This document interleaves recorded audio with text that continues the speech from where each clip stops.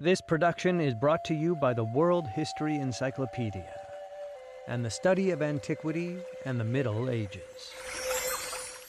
Ladies and gentlemen, welcome to the study of antiquity and the Middle Ages. As always, I am your host, Nick Barksdale, but today Sadly, Nick couldn't be here today. Hello viewers of the study of antiquity and the Middle Ages. You haven't seen me before on this channel, but I'm Kelly, and I am here with an important message about Nick, the usual host of this channel. As you may have seen from his post on the community page a few weeks ago, Nick has been in hospital. This is due to an infection in his heart that caused him to become septic. The infection had abscessed his heart and had shredded his aortic and mitral valves. And after multiple open heart surgeries, pneumonia, aggressive treatment to the infection, and severe pain, Nick is now intubated and on dialysis for his kidneys, fighting for his life. Hi, this is D.W. Draffen. You may recognize my voice as the narrator of many of Nick's videos. This whole channel, the study of antiquity and the Middle Ages, started with just this one guy, his collection of books, and an undying curiosity for the past. Now, 470 videos and 150,000 subscribers later, Nick made his dream come true, and it's many of our dreams as well. He gave us a home. He's interviewed the leading historians of the day and given them a forum to discuss their most interesting ideas. For all the above, thank you, Nick. Get well soon. Nick's passion is his YouTube channel and has been working so hard to continue growing his community. He has recently turned 30, bought a house with his wife Morgan, and they are expecting their second daughter. And so, World History Encyclopedia has set up a GoFundMe campaign to help Nick and his family through this incredibly difficult time. The hospital bill will likely be significant, and a discharge date is not even being discussed at this point.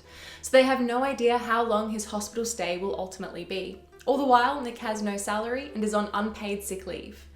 Every single cent raised from this fundraiser will go straight to him and his family to help him recover and return to what he loves doing, creating content for you guys.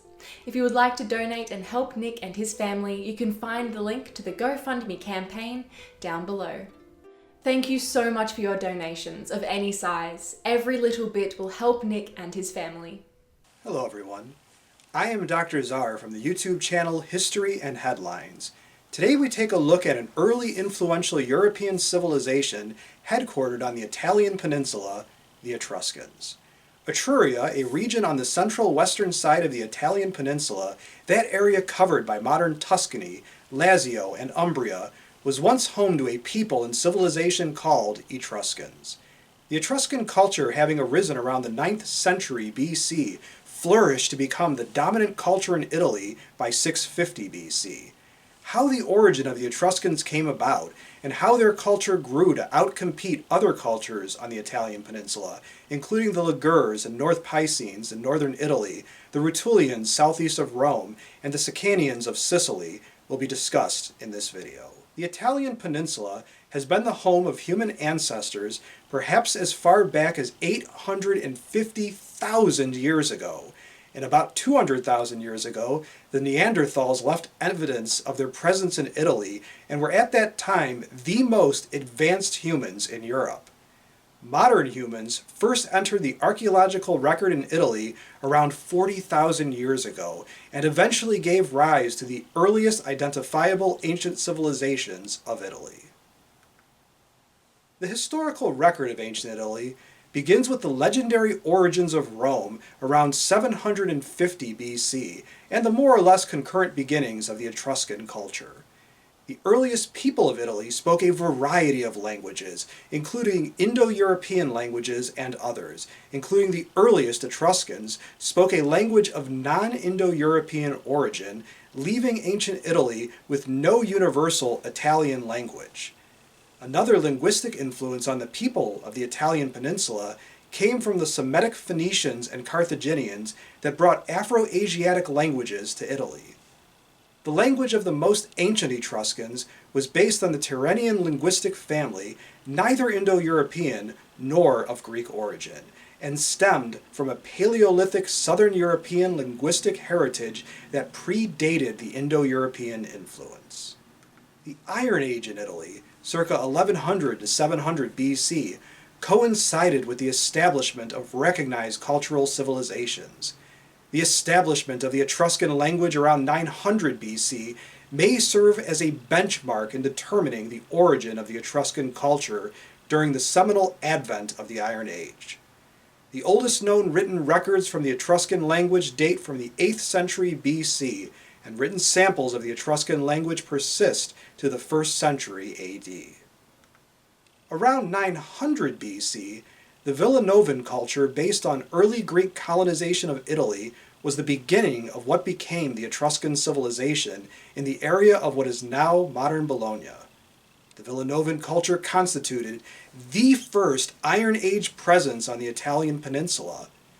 Located on the west coast of Italy, on the central to northern portion of the peninsula, the fledgling Etruscan culture covered the area that includes Emilia-Romagna, Tuscany, Lazio, and Campania, and bordered the Tyrrhenian Sea, with enclaves in the east that bordered the Adriatic Sea. While the cultural basis for the Etruscan civilization stemmed from the ancient Greeks, DNA research indicates that the Etruscan people were comprised of various European origins, with some genetic influence from the Anatolian region, probably dating back to around 5000 BC.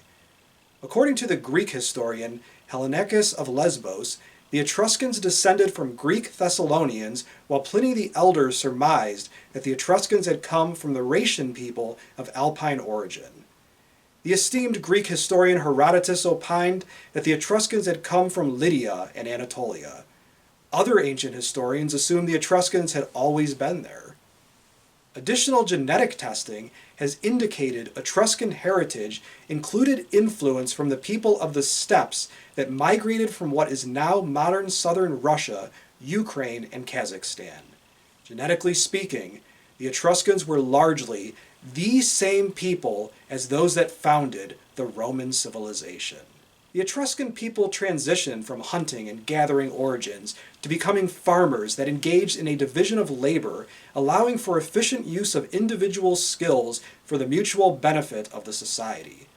Villages and towns were established, with expansion of the Etruscan zone to include the regions we know as Tuscany, northern Lazio, western Umbria, the Po Valley, southeastern Lombardy, southern Veneto, Emilia-Romagna, and western Campania. Important Etruscan cities were eventually established at 12 locations and formed the Etruscan League circa 600 to 500 BC. The beginnings of Etruscan statehood that evolved from a system of government by local chieftains to a confederation run by a monarchy and/or oligarchy, with a theocratic central basis for authority based on ancient Greek myth, as evidenced by the use of the Gorgon as a symbol of government. Please note that the 12 cities that formed the Etruscan League included Arretium, Caesarea, Clevson, Curtin, Perusna, Poplana, Vai, and Tarkna. Spellings vary by source and era, and the modern cities at the same locations are known by different names. The 12 cities of the Etruscan League gives rise to the name Dodecapoli from the Greek for 12 cities. Etruscan cities and towns were usually built on highly defensible hills, accompanied by earthen walls and sometimes ditches as well. The wisdom of such preventative defensive measures was not lost on other cultures, such as the Romans, that mirrored this Etruscan preoccupation with security. As the Etruscan civilization grew and prospered, reaching its territorial maximum area around 750 BC, it became the preeminent culture of ancient Italy, without serious rival until the Roman civilization later began to draw even with the Etruscans to compete directly for the leading role of Italian civilization. In fact, Rome had been invaded by Etruscans just prior to about 600 BC, leaving a lasting Etruscan influence on the development of the Roman culture. These Etruscan invaders drained Roman marshes and made numerous civic improvements in the city, as well as establishing contact with other Latin settlements. Having established domination over Italy, the Etruscans became a major trading society, developing trade relationships with the Celts to the north and the Greeks to the south, as well as with other areas of Italy. Leading Etruscan families amassed great wealth from their trading activities and lived in luxury commensurate with their times. The Latin Romans suffered nearly a century of Etruscan domination until evicting the Etruscan princes and kings from Rome in 509 BC. The experience of living under an Etruscan king is believed to have provided the impetus for Rome to develop a republic while shunning a monarchy. Not surprisingly, the Etruscans, dissatisfied with their eviction from Rome, made numerous efforts to reinsert Etruscan rule over the Eternal City. The Etruscans suffered a major military setback when their fleet was destroyed by a Greek fleet from Syracuse in 474 BC. Losing hegemony over Rome and the defeat at Syracuse marked a gradual decline in the influence and power of the Etruscans, starting around 500 BC. Concurrently, Rome was on the rise, gaining power and influence while superseding the Etruscans as the premier Italian civilization. Over the course of the next few centuries, the Romans basically absorbed the Etruscan culture, incorporating the Etruscans into the Roman fold entirely. During this transitional time, Etruscan influence remained strong, with prominent Roman families having Etruscan origins, and formerly Etruscan cities becoming prominent Roman settlements. From the earliest proto-human hunter-gatherers to modern humans that first tilled the soil and created permanent settlements, the Etruscans drew on a rich and varied ethnic background to develop a major early civilization on the Italian peninsula, until eventually eclipsed by and absorbed by Rome. The descendants of these industrious and ambitious people of murky origin live today in central Italy, carrying the genes and the legacy of their ancestors.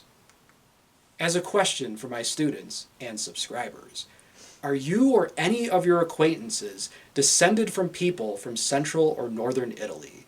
If so, you or they may be Etruscan. Please let us know in the comments section below this video.